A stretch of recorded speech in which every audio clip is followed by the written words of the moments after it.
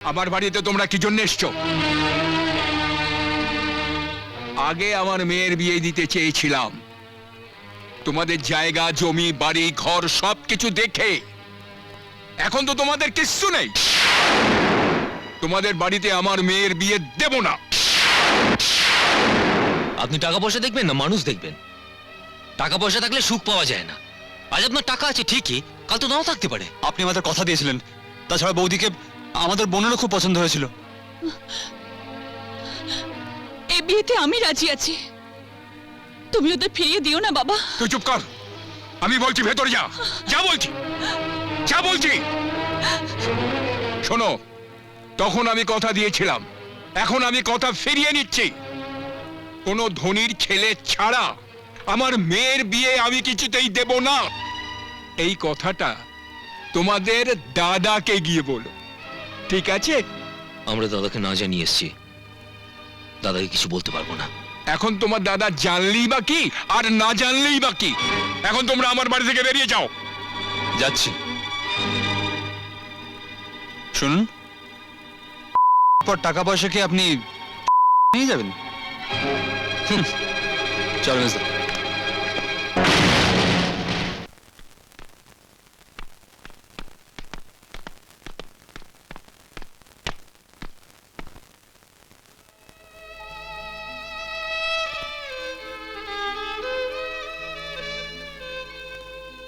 আমাকে দেখে অবাক হচ্ছ?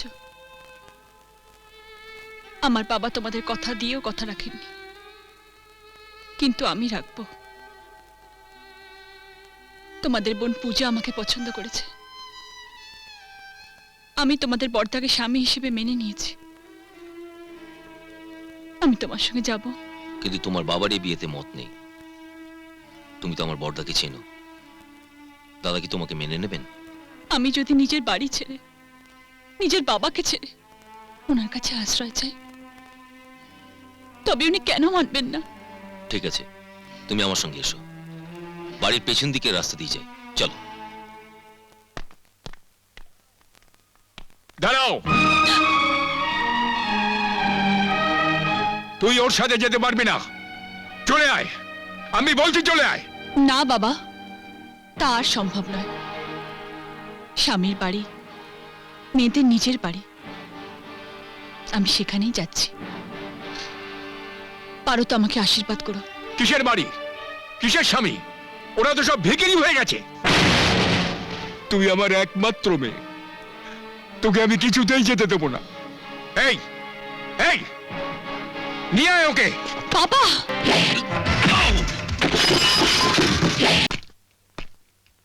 চলো। আজ থেকে আমার সাথে তোর কোনো সম্পর্ক নেই। জীবনে কোনোদিন আমি আর তোর মুখ দেখবো না। বাবা, আজ থেকে তুই আমার কাছে।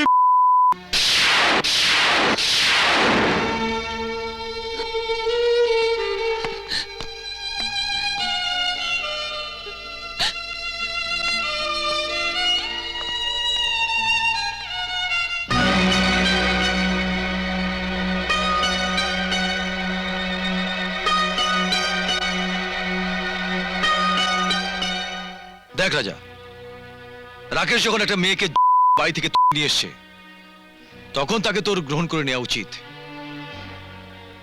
এই অন্যায় আমি মেনে নেব না। ও জোর করে মারামারি করে ওকে বাড়ি থেকে তুলে নিয়ে এসেছে। যা, ওকে বাড়িতে পৌঁছে দিয়ে এসো। রাকেশ, তুমি ওর বাবার কাছে গিয়ে ক্ষমা চেয়ে আসবে।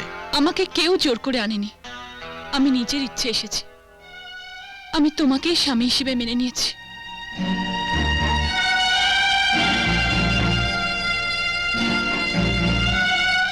কিন্তু রাজা তোমাকে মেনে নেয়নি।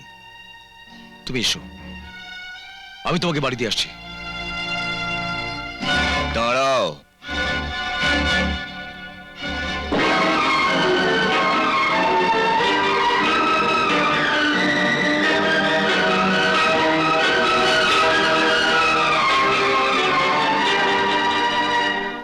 তুমি জানো যে আজ আমি নিঃস্ব, পথের ভিখিরি।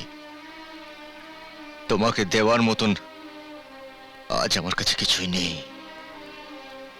সব জেনে শুনে তুমি আমার কাছে চলে এলে।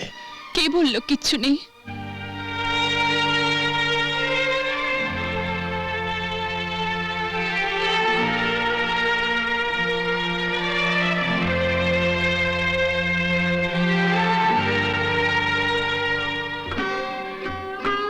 আর তো কিচ্ছু চাই না।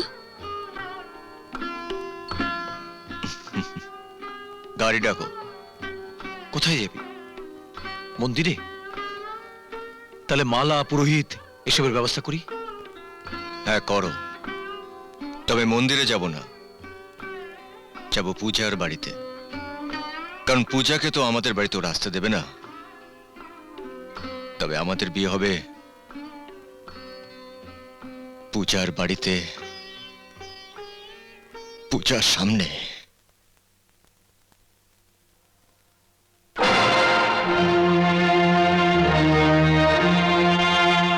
এ কি বৌমনি, তুমি এখানে এই চাকর বাকরদের মধ্যে মাটিতে বসে খাবার খাচ্ছ? তাতে কি হয়েছে? ওরা কি মানুষ নয়? আমি সব বুঝতে পেরেছি। ছি ছি ছি ছি, এরা কি মানুষ না জানোয়ার কে জানে। তুমি দাঁড়াও বৌমনি, আমি তোমাকে ভালো খাবার এনে দিচ্ছি। না না, এটাই তো ভালো খাবার। এর থেকে ভালো খাবার আমার আর দরকার নেই। এটাই ঠিক আছে। দরকার আছে, তুমি এবাড়ির বউ, তোমার একটা সম্মান আছে।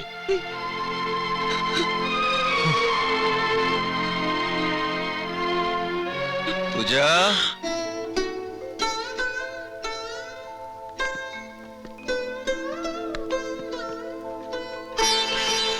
দাদা,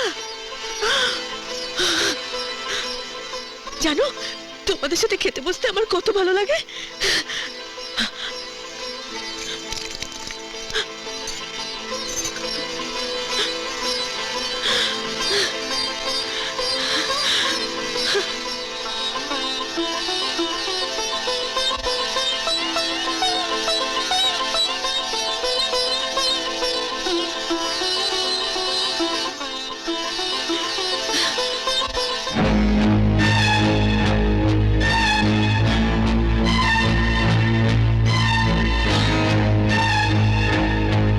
পূজা, দাদার আজ বিয়ে। তুই মেয়ে পছন্দ করেছিলিস আর বলেছিলিস তোর সামনে বিয়ে হবে, তাই তোর কাছে এসেছি।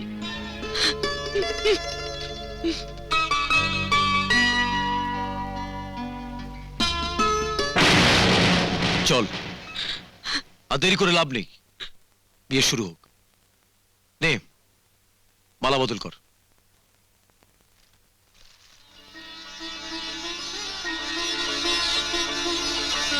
ওম প্রজাপতি ঋষি অনুষ্টকচ্ছন্ন প্রজাপতি দেবতা বিবাহ সম্পাদন বিনিয়োগা।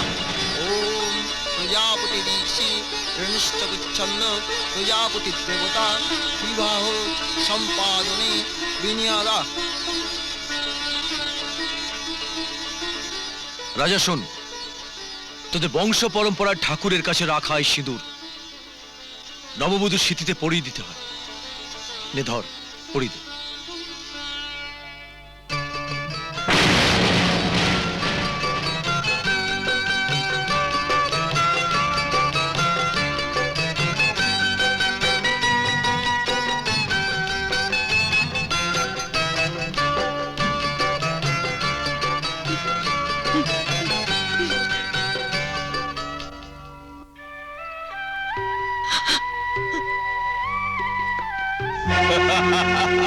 ওরে, নিশিগঞ্জের রাজ পরিবারের বড় ছেলের বিয়ে হচ্ছে, কোনো বাজনা নেই কেন? হ্যাঁ, সবাই হাততালি দে। ওরে ও ফালতু, উলু দে, উলু দে।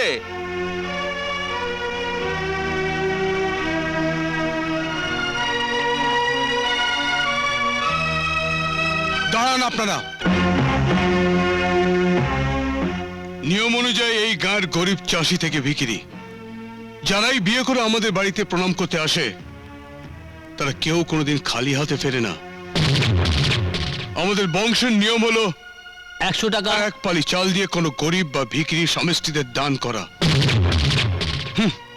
যাও পূজা, এই বাড়ির সামনে যখন বিয়েটা হলো তখন ওনাদের ওই 100 টাকার 1 পালি চাল দান করে এসো।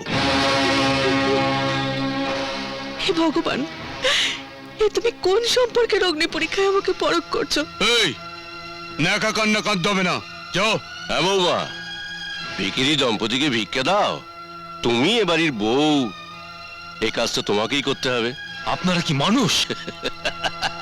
ভগবান আপনাদের এই পৃথিবীতে মানুষ করে না পাঠিয়ে জন্তু করে পাঠালো না কেন? নেহাত পূজার স্মৃতির সিঁদুরটা আমাকে বারণ করছে, না হলে এই হাসিটাই কিন্তু আপনাদের শেষ হাসি হতো। চলো দাদা। আয় বোন, আয়। তোর এই চাল বৌদির আঁচলে আর টাকাটা আমায় দে। তোর এই দান তো আমার জীবনের শ্রেষ্ঠ উপার্জন। আয় বোন, আয়।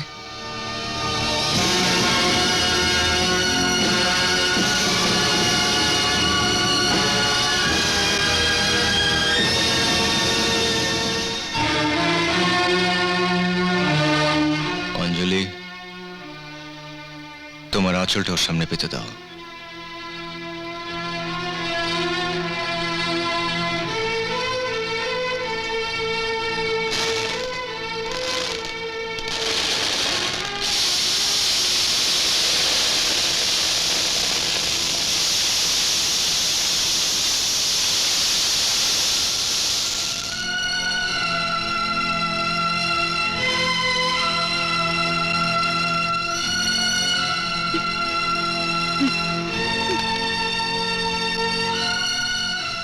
বৌদি, আমি তোমাকে পছন্দ করেছিলাম, পর থেকে তুমি দেখো। কেঁদো না বোন, মেয়েদের চোখের জল অত সস্তা নয়।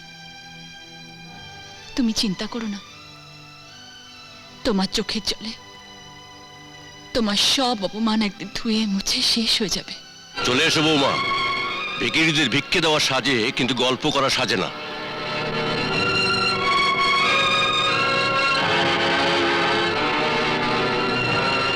এক মিনিট। আপনি আমার বাবার মতো, পূজা আমার বোনের মতো। বাঙালি মেয়েদের বিয়ের নিয়ম জানেন তো? বাপের বাড়ি ঋণ রাখতে নেই, যা নিয়েছে সব ফেরত দিয়ে যেতে হয়। তাই আমি সব ঋণ শোধ করলাম।